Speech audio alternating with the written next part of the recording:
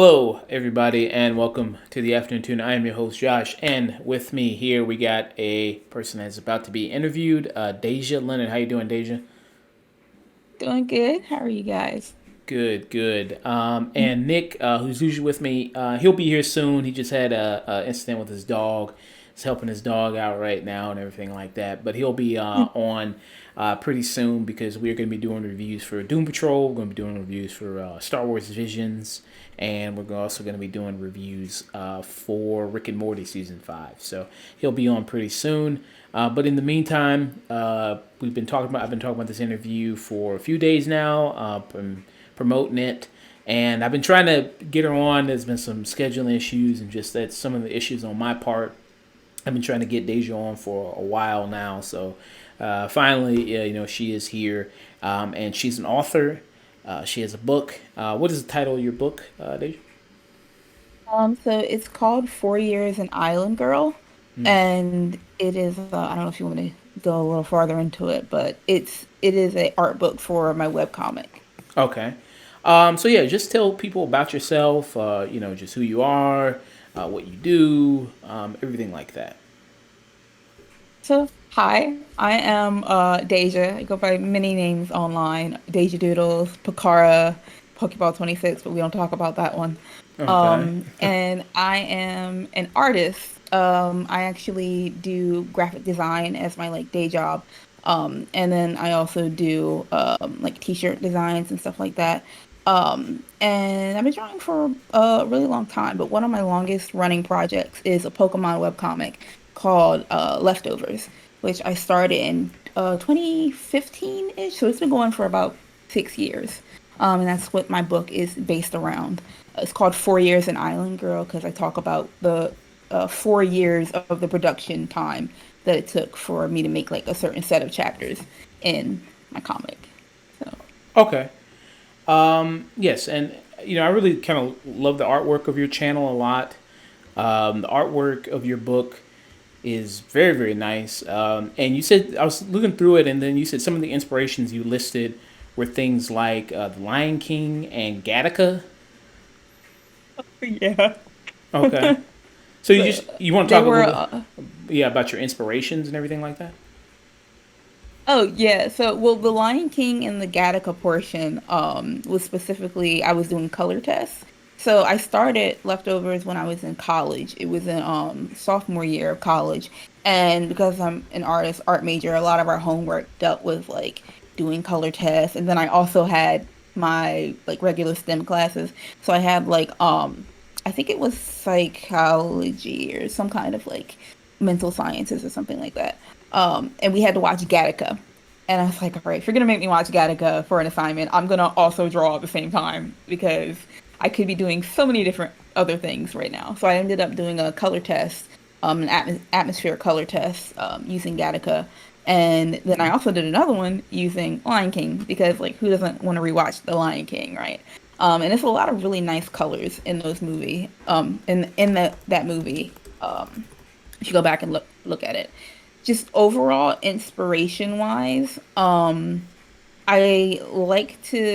kind of collect inspiration from a bunch of different media. It could be just like little pieces here and there, like the weird colors in Gattaca, for instance. Um, a lot of it, obviously, a lot of my inspiration comes from looking at other Pokemon comics and stuff too, just to see like what other people are doing and where I kind of want to plant my feet because, obviously nothing is completely original. But you can carve out your own little path. If you have like a niche that you want to focus on. Like for me, for instance, I really like found family. And so I would look at like different pieces of found family media. Like I just recently, as of last November, I binged in like a month, I binged 10 seasons of Shameless and it was very eye-opening as far as like family dynamics and stuff goes and you know that kind of found family aesthetic of just like having a neighborhood of people come together or like it takes I think you say it takes a neighborhood or it takes a village to raise a child essentially, so stuff like that. I like to watch media that incorporates things like that. But overall inspiration wise, I kind of just draw things from like all aspects of life.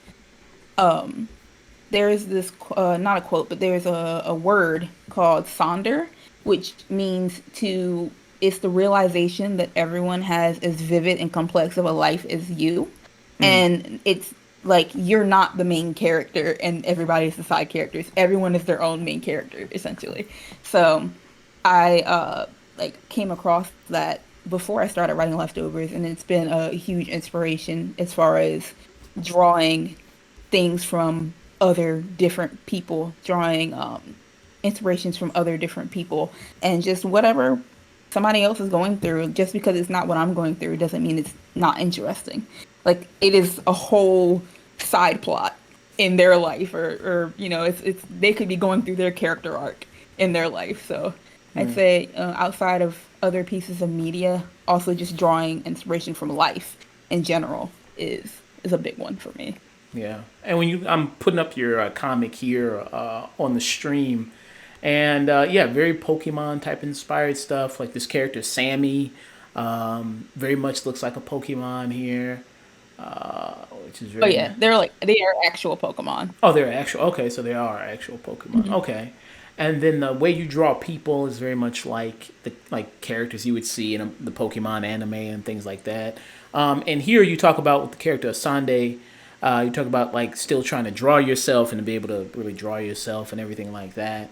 Kind of, you know, so is kind of that character and pretty much you, just the kind of your kind of self in the book itself. So it's been a bit of a journey with Asadi because when I started Leftovers, I was 19. So I drew Asadi as me at 19, kind of still very socially awkward, still very much like, you know, a child. So she's based off of like 19-year-old me, but obviously I'm 26 now, so I've grown so much since then that she's almost just a different character on her own at this point. Um, and obviously one day she'll catch up with where I'm at now, but Mm, she also, as I'm learning more about myself and how I came to be who I am, from my circumstances, her circumstances are like different. So she's growing into a different person, a different character too, just like diverging paths. So she was based off of me, and actually her name is an anagram of my name. Asadi is an anagram of Dasia. So she did start off as like kind of an avatar of me, and then she split off into like her own character. okay. Um, what about some more characters in this book? Are they drawn from real life people that you've met in real life and you put into the book? Are they kind of takes on characters from other pieces of media that you like and have seen?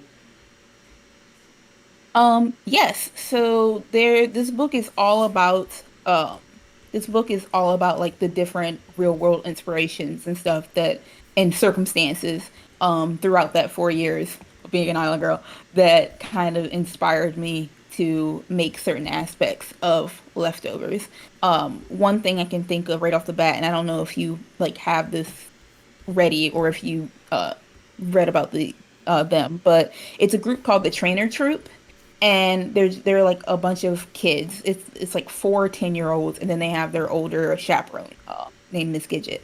And that group, they were originally just designed because like I had a Saudi 19-year old like running around hoeing, but I didn't have any actual 10-year-olds, which is Right. what you like have, in the Pokemon game. It's like a 10-year-old sport essentially, Pokemon training. So I was like, oh, let me just design this band of kids to actually um incorporate the world and flesh out the trainer challenge a bit. And then around the same time I was drawing them and designing them, I met I like they slowly started trickling into my life. I met some friends who were then connected to some other friends who I found out were childhood friends. And I started learning about like everything they'd been through. And like me personally, I've had, some friends for like 10 years, so since high school, but they were like elementary, middle school friends. And that was just a completely different world of communication and years of growth together. And that's also where the found family aspect, comes in from inspiration from real life. And so the trainer troupe ended up sticking around and ended up becoming kind of like analogous to this group of childhood friends that I met in college. And there's a section about that. Like I think it's after the one that you had up with Miss Gidget. I think it's right after that, or yeah, I think it's right after that in chapter 8 section. But Okay. there's a whole rundown of how basically and the kids are nice to have because they're like they're children, so they're more active. Whereas Asadi, because she's more anxious, more shy, she's very reactionary, and having a reactionary protagonist is kind of hard. Um, because they're not necessarily always in control of the story. So, having the other kids around and just bringing in other people who I know from life, who have helped me along the way as characters, as kind of like having their avatars in this world has really helped out a lot with the story. Okay. So I had Miss Gidget up right here, and then after Miss Gidget, you also have McKaylee, Michael. You have Salona, Kelsey, Nathan. So you said it's right after this one, right after these character introductions. I think it might be in chapter 8. Go up real quick. Okay. Let me see. I can probably find it. So here's chapter 8, the process. Here. Hmm. So it's Oh, wait, it's right down. right here. Go 2 pages under. Oh, the Trainer Troupe right here. Okay. Yeah. Yeah, it says what originally began as designs for a one-off group of kids.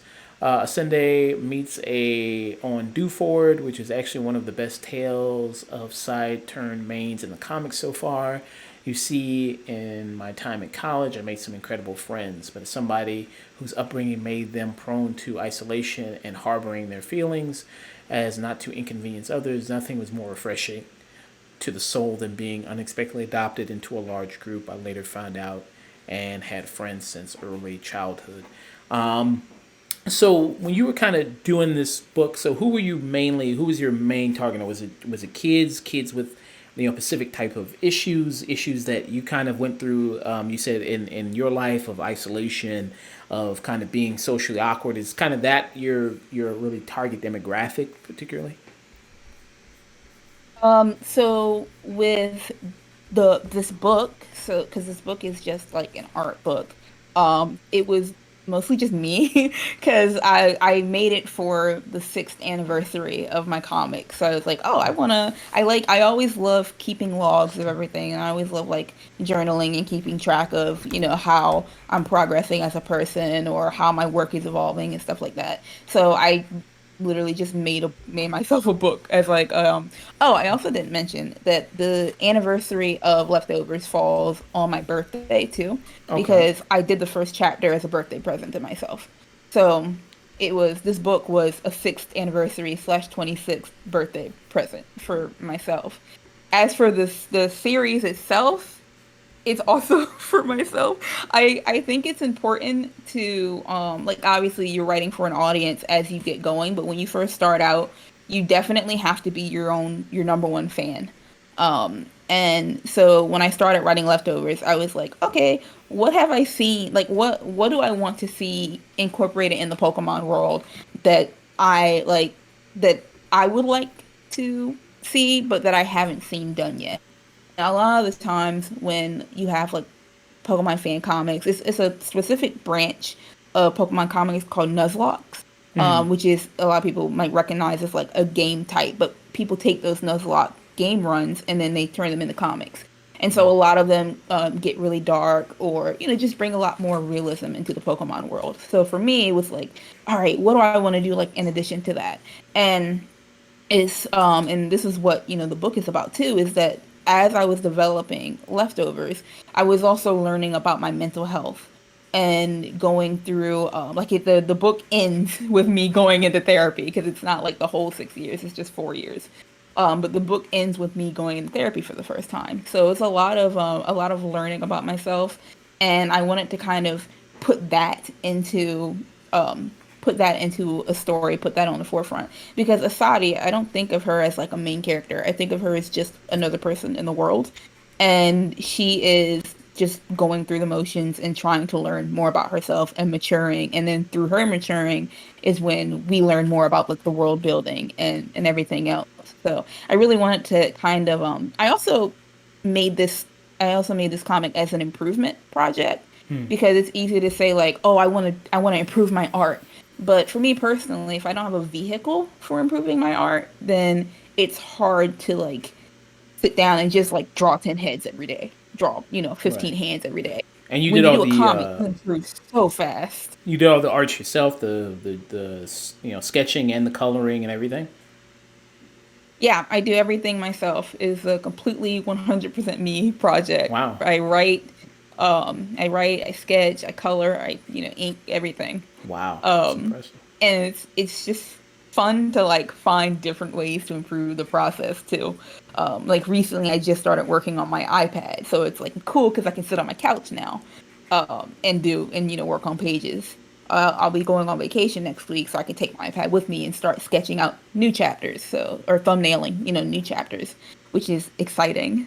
Yeah. But yeah, it's kind of just me, and then whoever else is along for the ride, um, comes along for the ride. I would say, just as a general, that I wouldn't consider leftovers for kids, but I also feel like when things are online, it's kind of at everyone else's discretion. Like it's not, overly mature or anything, or overly like it's not NSFW or lots of like violence or whatever. It's just there's certain things that you don't understand as a child, certain like mentalities that you don't understand as a child, and then there's like cursing in there too. But that's again up to discretion. But certain things that you don't can't comprehend as a child that might like go over people's heads. So the recommended audience for me personally, I would say is like mid-teens and up. So like the 15-ish, 13-ish and up. Okay. But I just kind of make it for me, and then like I think there's a 12-year-old reading it. I think this is the lowest or the youngest I've seen from one of my audience members. Okay. But So yeah, what just kind of has? make it for me, and then Oh, go ahead. whoever wants to hop on, can hop Oh, on. okay. Um. I'm always just ending that. Okay. So what has been the reaction to your comic? So. So a lot of people they really like it. It's an interesting reaction because it's been like people are trickling in. I think the most I've gotten reaction wise is the past like year. And that's because like one of my goals this year was to post consistently, and I've done that every day this year.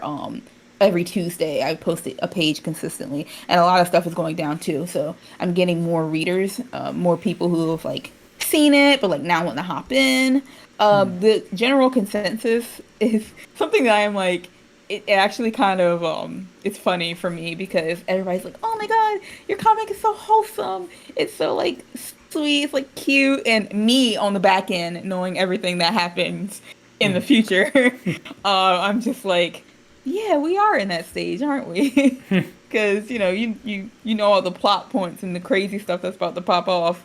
But everybody right now is like so wholesome. Like even if somebody was watching that like reads my comic and I'm like, oh yeah, I don't look at it as for children, that would probably shock them because right now it is very much kind of like a wholesome adventure. And my idea around that is that Asadi's still 19. She's still very young, and the story is going to evolve with her.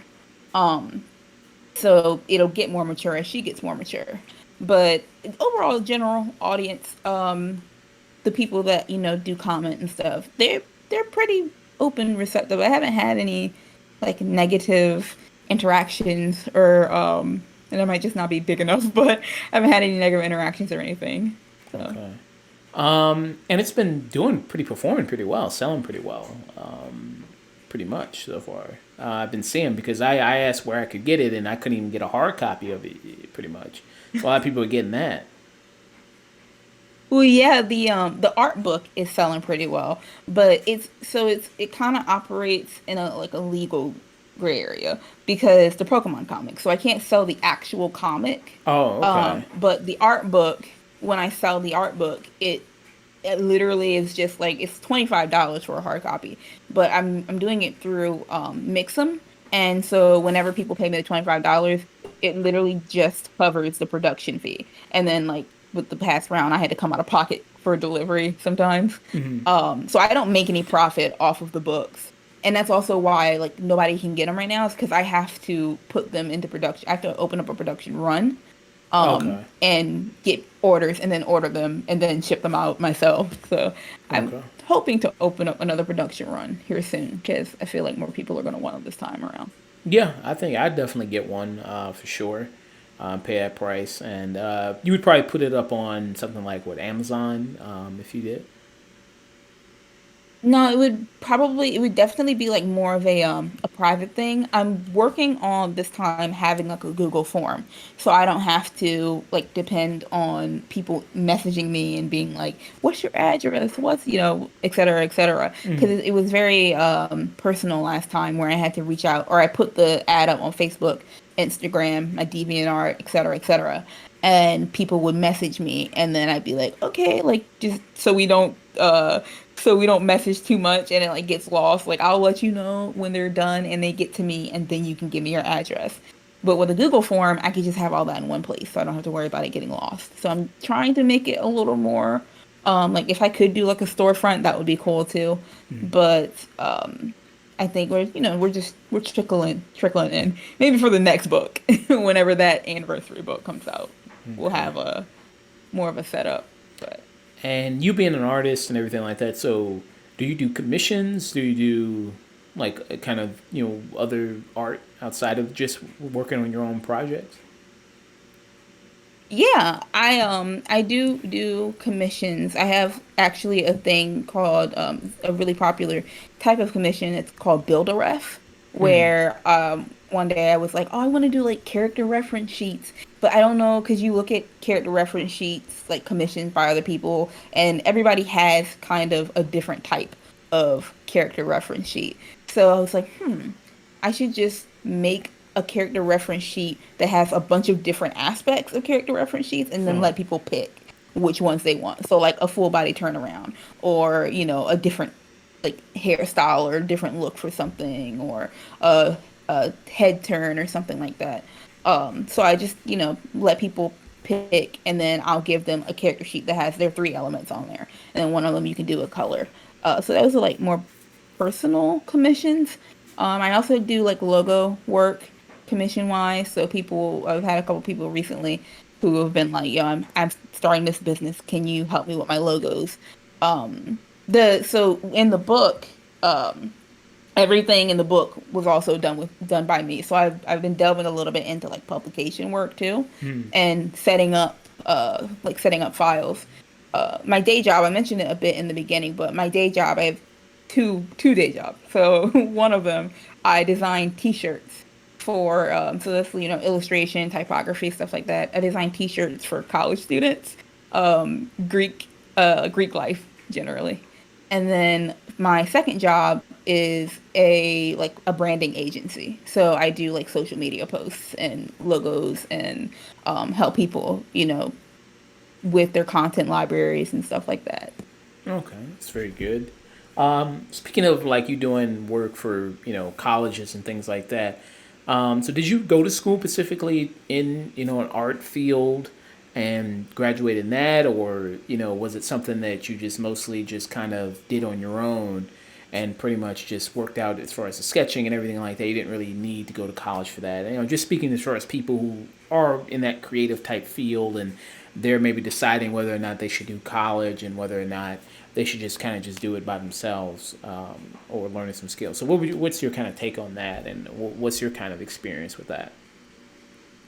So I've been drawing since I was 5. So Okay. I've been drawing all throughout life. I originally was actually gonna go to school for computer science, because that was considered my more lucrative skill. Because when back in the day, like earlier 2000s, 2010s, nobody really knew that you could make money off of art like that. Like everybody thought, oh, you're just gonna be selling paintings. Like who wants to buy paintings, et cetera, et cetera. But I ended up deciding to go to school for art. And I graduated with a bachelor's degree in digital art and design. As far as like the actual art education. So I went to a state university. I didn't go to an actual art school. It doesn't matter because the loans are still there.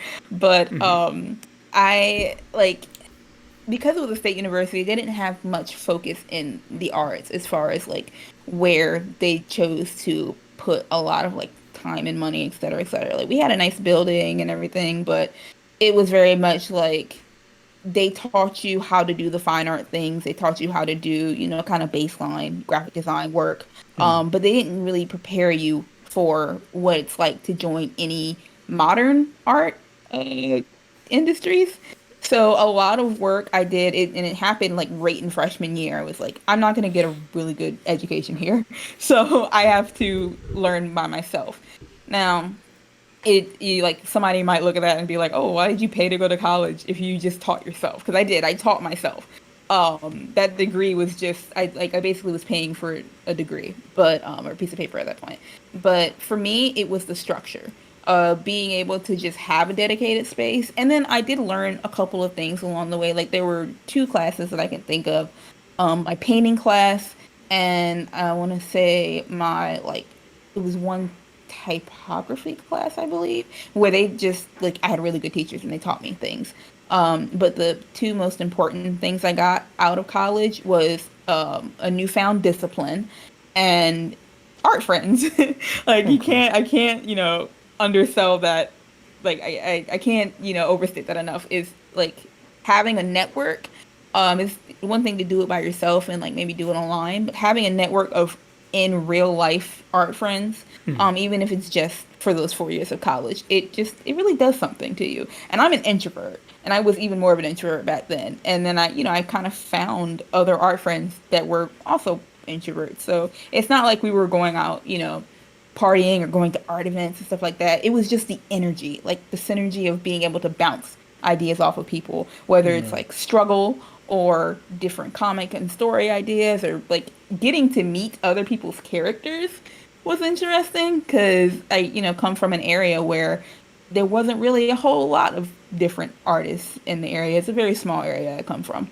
Um, so like going off to school and having my characters and stuff was kind of weird. And then going off to college and having my characters and everyone else was like, "Oh, let me show you my OC too." It was it was magic. I always say that it's a $24,000 a year daycare facility. It's what my college experience amounted to.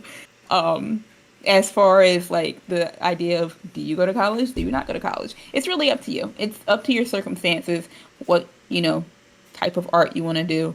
And if you're like able to, like the other thing that college got did for me is that it got me out of my hometown. I went to college like 2.5 hours away from where I live, and I'm here now. I'm in this area. I stayed up here. Oh, So okay. That's good. it got me out of my hometown. It's a lot of little things that when you look at it and be like, oh, you paid that much money to like do that, doesn't seem like it's worth it, but ultimately it's kind of I don't know. For me personally, it was like I wouldn't go back and be like not I wouldn't go back and like not go to college. Okay. Um, All right. it was fun too. Yeah. So you speak about that, that good experience of networking, meeting other individuals, and it can inspire you to be around other individuals who are inspired, who are in the same field as you in a Mhm. specific type of, community, art community, and to meet other people who kind of like that. And like you said, that can really, help you out a lot and really get the creative juices flowing.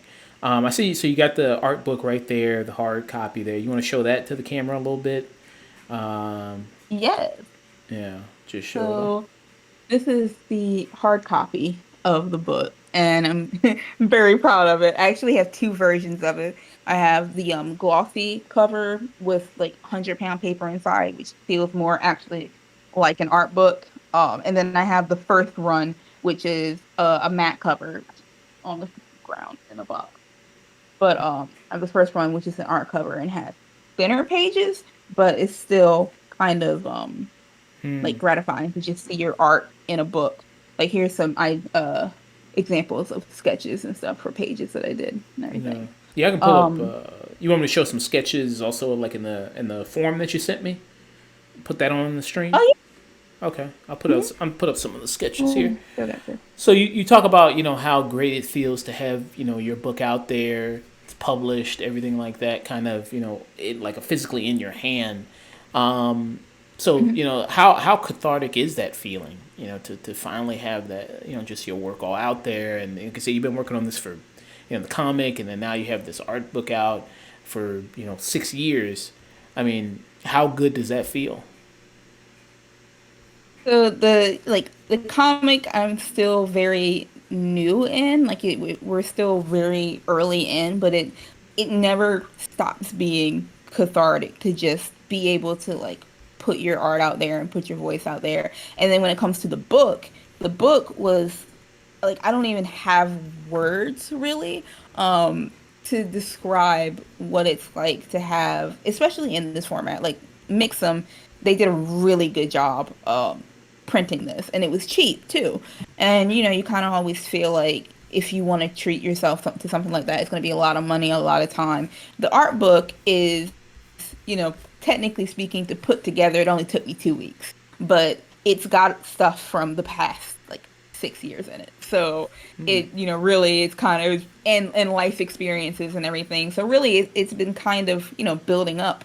Even though it took me 2 weeks to compile everything, it's taken me years to get the life experience and get the art and just having it all in one place. Like when I was writing or when I was putting everything together, it was very transformative because I actually I started noticing trends in my life, and I started noticing like patterns between my life and the artwork that I didn't know going in. Because when I went to make the art book, I just wanted to like compile some art and like throw some life lessons in there, not life lessons, but life stories in there, et cetera, et cetera. But then I started realizing like, oh wow, that the timing on this happening in the story was like really close to the exact same thing happening in real life, and it's something that I didn't realize, and it was a lot of hindsight. Um, that went into it. So it was just nice to compile everything.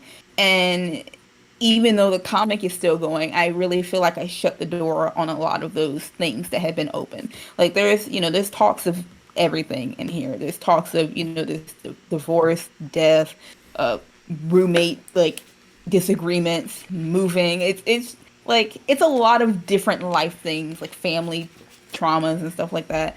Um, that went into making at least those 4 years that went into like making the comic. And it felt like I had kind of closed the door on a lot of those with this book. So it was definitely therapeutic. Yeah, that's And then to exactly. have it in my hands, it was Yeah, therapeutic. so It's the nice. exact word I was going to use. Yeah, I was gonna ask you that. How did it feel therapeutic? You putting this out. You saying that your comic is it would be more aimed towards people upwards of 13, 15 ish on up. What do you think about just in terms of children's kind of teens entertainment now when it comes to in media of things like comic books, movies, TV shows, and kind of maybe that's a big question, but in general with that kind of stuff, because you see kind of teenage entertainment now, because we actually just reviewed a movie called Dear Evan Hansen, which was a high school movie that dealt with mental health. There was like a suicide that happened in the movie, and there was also Hmm. there's that show Euphoria, which is on HBO, which deals with teenage, and a lot of people talk about Hmm. that being like teenagers dealing in sex and drugs and things like that. So just in terms of and you say your story deals with a lot of kind of serious issues of death and how emotional it's going to get eventually as things going to go on because of the character getting older. So just to get your opinion on just teen entertainment today and what's kind of your thoughts on that? So obviously I don't I don't watch like a ton of teen entertainment, but I do watch I would like to watch a lot of reviews and like reactions. stuff like that. Mm. So I know like Euphoria, and I saw your video on Dear Evan Hansen, I think it Yep. was. Yep. But I haven't watched it yet, so I don't know what it's about. But like, I think just this new wave of media in general that's delving into like mental illness and all these like tougher topics. It might seem like it's overloading everything because there's so many of them now. But I think like one of the things that I figured out in therapy is that we all kind of need help. Like we're Mm. stuck in kind of a cycle of a lot of different toxic behaviors Mm. as just like just as humans, that we're still trying to get over a lot of, like different stereotypes and different mentalities and stuff like that. So I think the younger you start with that, the better. Um, I don't have really an opinion on how they're doing it because I know a lot of people will be like, "Oh, Euphoria, there's too much sex, there's too much exposure to, for kids doing." Personally, as somebody who grew up on early internet, I think those things just happen, right? Like you get exposed to certain things. Me getting exposed to an episode of Euphoria where it's a bunch of shit going on, where it's drugs, et cetera, as a teenager, is not going to be any different than me getting exposed to, families falling apart in real life. It's going to have the same amount of trauma. So I think, having that contained, like not in real life, but in a show where people can kind of take a step back and look at it from an omniscient point of view and observe what's happening in the show. And then they can kind of learn to observe the signs in real life. I think it's really important to put that stuff out there, even if it does seem like it's pulling the rug back because that's like when a lot of people say we don't want kids learning about this, that, and the other. It's because, just generally speaking, it's because like we know the horrors of that as adults, Mm. or we're dealing with that as adults, and we don't want kids to like be exposed to that. But you can't hide them from everything. And so I think, and a lot of the reason why these things are still happening is because we were hidden from that, like, or as adults, we're hidden from that. So they never got to learn the signs. They never got to know that, like, just because something is normalized doesn't make it normal, Mm. or healthy, or, XYZ. So I think showing people that or showing teenagers that kind of stuff, like people getting addicted to drugs and all this teenage sex and stuff like that, it can kind of, and the way that it's being shown, it can kind of take the it's kind of a tricky situation because on the one hand it can over glamorize it. On the other hand, it can kind of take the glamour away depending on where you're going. And I think a lot of shows these days are less about glamorizing it and more about showing kind of the low-key horrors of it. And I do think kids are more perceptive than we give them credit for. Mm. Teenagers are more perceptive than we give them credit for. Obviously, there's certain things that they're not going to be able to comprehend, but a child of 4 years old can look at their parent who is doesn't want anything to do with them, is only really feeding and watering them, and feel, even if they can't put it into words, they're 4 years old and they can feel unwanted. All They right. can feel that they're unwanted. So I do definitely think it's like this new wave of um, introspective, more realistic teenage shows. I think it'll have more benefits than detriments in the long run. Mm. Um, Yeah. but obviously, we'll just have to see Yeah. Because when I this mean, generation is, I grown mean, up. yeah, you're the same age as me, and back, we were kind of growing up when we were watching TV, teen shows. I mean, what were kind of our teen shows? It was kind of like what Boy Meets World, That's So Raven, I guess, was Yeah, was a big one. even Stevens, Drake and Josh, if you were on the tail end of it. iCarly too, I guess, if you were on like the tail end of it. Like I was kind of growing out of that by that time. Um, Yeah, Lizzie McGuire, Lizzie stuff like McGuire, that. yeah, that was kind of a big one too. Yeah, so a lot of shows like that, and then as times move forward, and people talk about like you had shows like Fresh Prince of Bel Air that we used to deal with kind of a lot of those social issues as well. Now I think the big And you things. notice, Oh yeah, go ahead. so I was gonna say, you notice that those are the episodes that stick with us. Like Right. Will confronting his father about not being wanted, even if we saw that when we were like young on Nick at Night or whatever, that stuck with us. That is like a very powerful scene that a lot of people look back on with nostalgia. Right. You Yeah. know, stuff like Avatar, The Last Airbender, all of those, you know, just the whole show, but like those moments in those shows that people might think like, oh, those are traumatizing for kids. It's like, no, they stick with you. You know, Oh yeah. they provide weird life lessons underneath, I think, everything. Oh, yeah. I mean, people love Uncle Iroh from Avatar: Last Airbender. They wish that he was their real Yeah. life uncle and would impart that wisdom and love and everything like that. And that fills so many people with so much warmth and everything like that of what he was able to do for Zuko. And then now I And think. then Oh yeah, go ahead. sorry, I was gonna say like with that, you know, that's when the other, you know, shoe drops where people see Uncle Iroh and he's imparting so much wisdom on Zuko and everything, and they look at the family members in their life and they might be able to now recognize that they're not receiving the love they should be receiving, Right. you know, or they're not receiving the life lessons that they should be receiving. And they, you know, might realize that they, you know, don't have that same family connection, and then they go find, you know, found family and et cetera, et cetera.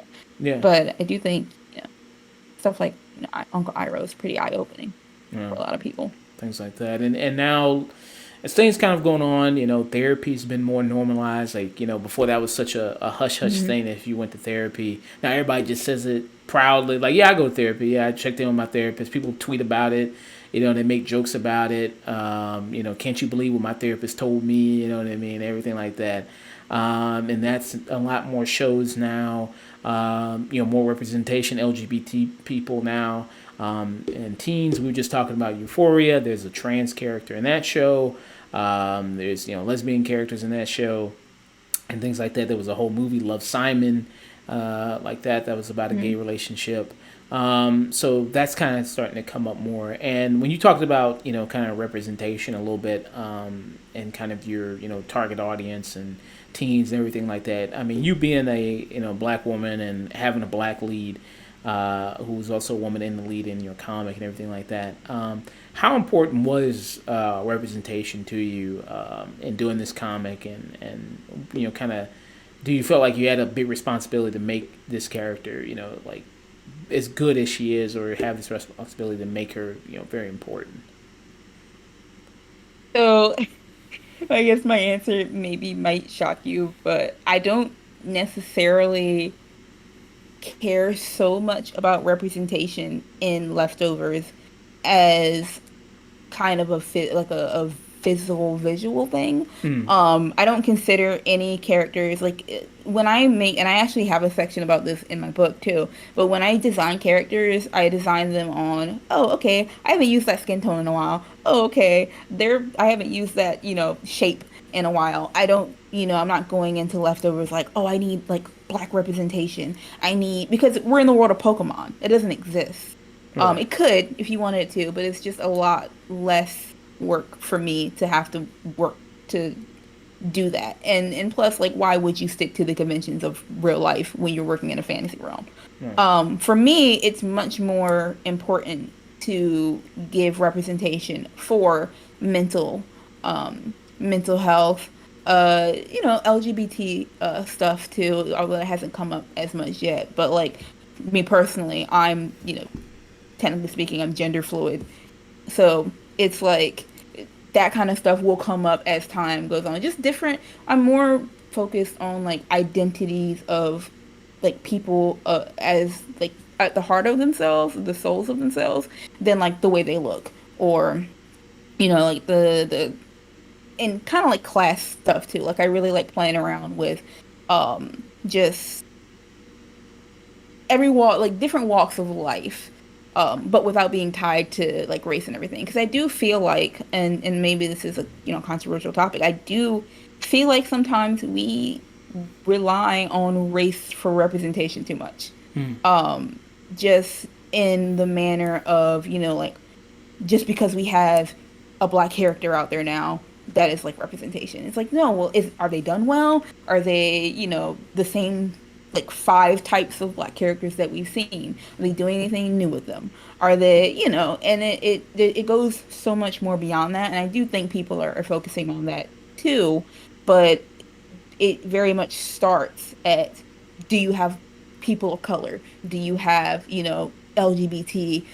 Do you have like these heavy labels? Do you have like these different types of people based on like whatever label needs to be fulfilled at the moment?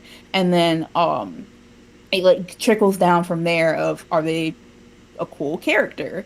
Do they go through life? Like Mm. and a large reason why want I don't like to tie my characters to like race things is because a lot of those things carry um a lot of those labels carry a lot of like weight as far as stereotypes and stuff go.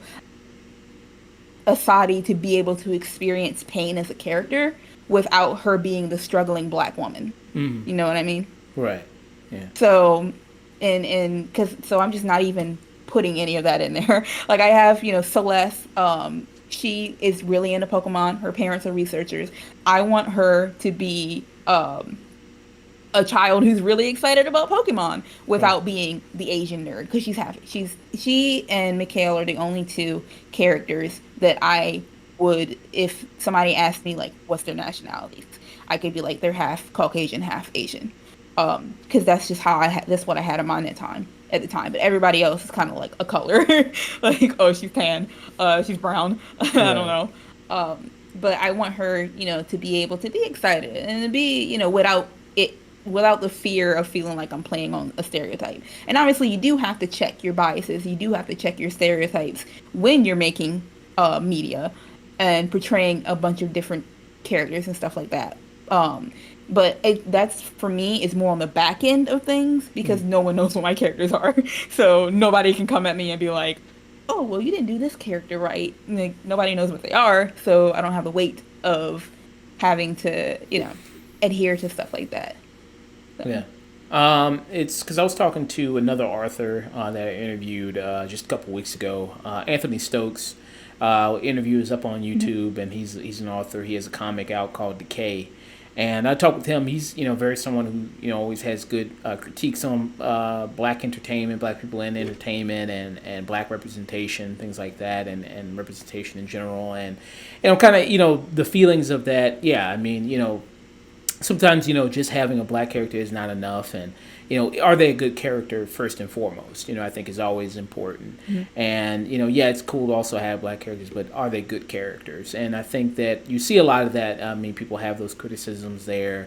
And it's okay to have black people just in a story and just be people. It doesn't always have to be a struggle attached to it or Yeah. anything like that. And that's what we were talking about when we were reviewing the movie Candyman. I don't know if you've seen that movie, but Mhm. and we kind of talked about that movie and how we felt like it was a struggle, a little bit of talking a critique on like somewhat Hollywood's fascination and fixation with black people's struggles and making entertainment out of that, and that's how you get something like Antebellum or something bad kind of like that in entertainment. So. Yeah. So I think it's very important, and that's very cool. What you're doing with the characters in your book and everything like that.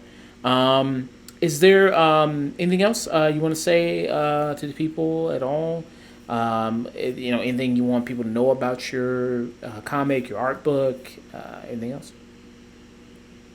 I don't know if you're gonna have like links up or anything, but Yes, I'm if gonna you want to read post. leftovers, Yeah, I'm gonna post the links in the description when I upload it to YouTube. Yeah, okay, yeah. cool. But you can say your links I as guess well. just Yeah. so it's probably easier for you if you click on the link in the description that it's gonna post. But my username is PCAARA and it's deviantart.com/Picara. Also, so leftovers is the like plot synopsis is basically it just follows like the Hoenn region. Specifically, it follows Asadi on a journey of maturation and learning how to be a Pokemon trainer while also balancing like the like impeding on incoming realities and responsibilities of being an adult because she's 19, so she's like kind of on the cusp, even though technically 18 is an adult, but she's still like in the lower teen. She's still in the teen years, so she's starting to also she has been sheltered at home a lot, so she's definitely learning more about the world, and everybody else is learning about the world through her. So I guess overall, there's also it's also a comic that focuses a lot on improvement, whether it's improvement of the story, improvement of the characters, or most importantly, improvement of the art. So obviously, when you start like a web comic, it's not always gonna look the best, but just be prepared for old art, and then the art journey along the way is I think something that when you asked me how do people like take to it, how do people receive it, one of the biggest comments I get is about the artistic improvement, because every chapter I try to do a different style. So a lot of people are like, oh my god, I've been seeing your art improve over the years, it's really nice. So there's that too, but overall it's kind of just a slow burn character study of uh one girl and the world around her and how life just kind of happens while you're trying to achieve your goals and what can get in the way of that as far as like mental health and different kinds of struggles. So if Okay. you decide to read it, I hope you enjoy and leave me a comment or, reach out to me at Okay. any of the links provided. All right. Do you want people to know your Instagram? I can pull up your Instagram right here, show it on stream. I'm also going to post a description in the video as well, but I can also show it on stream as well. Okay, yeah, my Instagram is Dasia Doodles. So it's at and then DASIADOODLES. So doodles like, drawing. Um, I post a little bit of stuff there, like occasionally I'll post some art there. It's mostly like photos and stuff. But if you like don't have a DeviantArt account or like it's on Webtoons too, if you search up leftovers a Hoenn, or I think it's just if you search up leftovers Hoenn, it's on the Webtoons too. But if you don't have any accounts there and you just want to shoot me an Instagram message, that'd be nice. I'm mostly interested in seeing how people react to certain things. I love seeing like live reactions or just reactions in general. I don't like depend on comments because again, I make the story for me mainly, but it is nice to see where people, what people are attracted to and sometimes where they get stumped up. So that way I know what I need to work on moving forward, stuff like that. So. Yeah. Like I see, like you, like I meant to bring this up. You get these little like figurines that come with the comic as well that you can have, like a little figurine that you're like a Sunday and like all these other Pokemon here, which are pretty cool. How'd you get those done? Well, so those aren't actually they don't come with it. They were a part of I did a senior thesis back in college where I redesigned my characters and I like made sculptures of them. Actually, give me a hot second. One Oh, second. okay.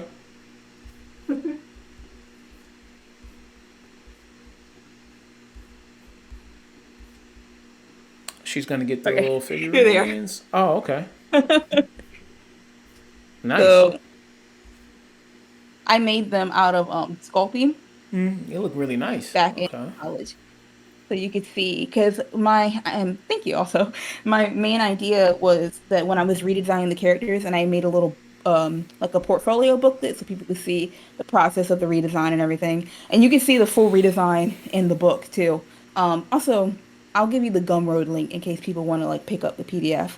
But I wanted people to not only like look at the redesigns, but I wanted them to be able to feel like the characters and have them be more tangible. So I made these figures to go in my gallery, and they're all to scale based on the redesigns of my characters. Oh, that's really nice. Yeah, those are yeah, really really nice. Yeah. Well, Deja, I'm glad you can make it. Yeah, Javon Good in the work in the chat. He says beautiful work. Yeah, I agree. I agree very very Thank much. Yeah, very very good work there. And you were a great interview. Very gave great answers. Very very detailed and everything like that. I like that. It makes my job a lot easier. when you give detailed answers Thank like you. that. Yeah, it definitely makes my job a lot easier. So yeah, check out Dasia Doodles on Instagram. I'll give links to her work and all the places you can find it in the description below. So Dasia, any last word? Anything? Oh no, but thank you for having me on. This was really it's really nice to tell people like I'm getting interviewed for my book. Yeah, So it yeah, was fun. Thank you. yeah. And I'll let you know when it gets posted and everything like that. Thank you for coming on, Dasia. Thank you so much. All right. Thanks. Thank Have a you. good one. Have a good one.